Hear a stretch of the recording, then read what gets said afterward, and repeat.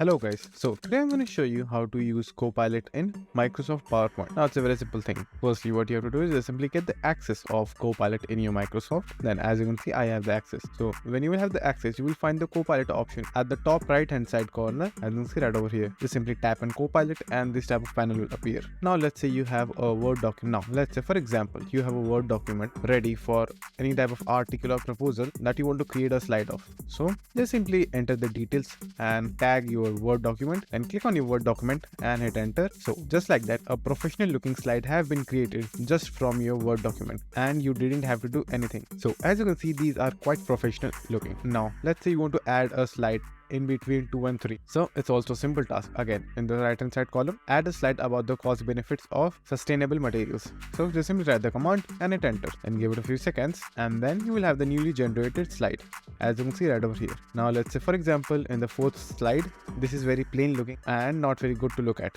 So why not make it more visual? So just simply write what you need in the chat box, then hit enter, and now you have more visual slide. You can also add animation to your slides just by clicking on add animation to this slide over here, and then there will be professional looking animations added to your slides. And not only that, Copilot will automatically generate speaker notes for all of your slides, as you can see right over here. So this is just a small part of what Copilot can actually do. So for this video, that's it, and thank you for watching, and do like and subscribe to my channel, and take care.